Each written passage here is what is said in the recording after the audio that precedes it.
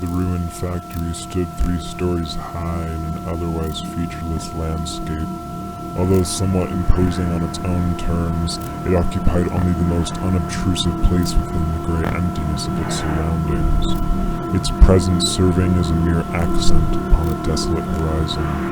No road led to the factory, nor were there any traces of one that might have led to it at some time in the distant past.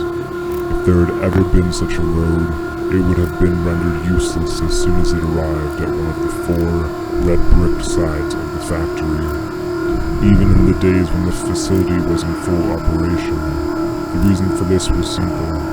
No doors had been built into the factory, no loading docks or entranceways allowed penetration of the outer walls of the structure, which was solid brick on all 4 sides, without even a single window below the level of the 2nd floor.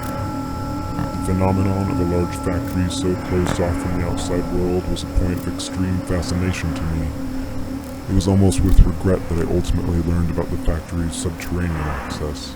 But of course, that revelation in its turn also became a source for my truly degenerate sense of amazement, my decayed fascination.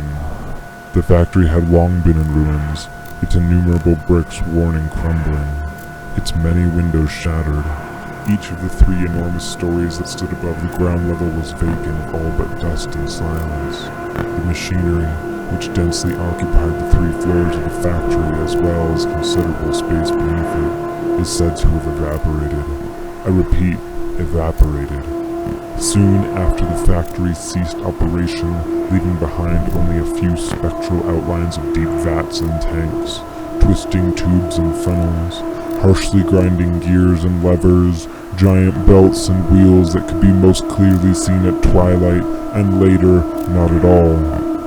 According to these strictly hallucinatory accounts, the whole of the Red Tower, as the factory was known, had always been subject to fadings at certain times. This phenomenon, in the delirious or dying words of several witnesses, was due to a profound hostility between the noisy and malodorous operations of the facility and the desolate purity of the landscape surrounding it, the conflict occasionally resulting in temporary erasures or fadings of the former vital matter. Despite their ostensibly mad or credulous origins, these testimonies, it seemed to me, deserved more than a cursory hearing. The legendary conflict between the factory and the grayish territory surrounding it may very well have been a fabrication of individuals who were lost in the advanced stages of either physical or psychic deterioration. Nonetheless, it was my theory, and remained so, that the Red Tower was not always that peculiar color for which it ultimately earned its fame. Thus, the encrimsoning of the factory was a betrayal, a breaking off. For it is my postulation that this ancient structure was in long-forgotten days the same pale hue as the world which encompassed it.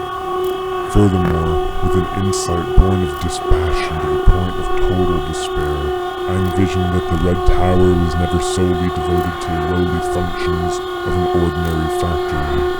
Beneath the 3 soaring stories of the Red Tower were 2, possibly 3 other levels. The one immediately below the 1st floor of the factory was the nexus of a unique distribution system, for the goods which were manufactured on all 3 of the floors above.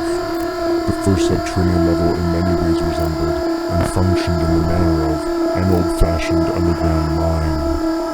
Elevator compartments enclosed by a heavy wire mesh, twisted and corroded, descended far below the surface, into an expansive chamber which had been crudely dug out of the rocky earth and was haphazardly perpetuated by a dense structure of supports, a crisscrossing network of posts and pillars, beams and rafters that included a variety of materials: wood, metal, concrete, bone, and a fine sinewy webbing that was fibrous and quite firm. From this central chamber radiated a system of tunnels that honeycombed the land beneath the grey and desolate country surrounding the Red Tower. Through these tunnels, the goods manufactured by the factory could be carried, sometimes literally by hand, but more often by means of small wagons and carts, reaching near and far into the most obscure and likely delivery points.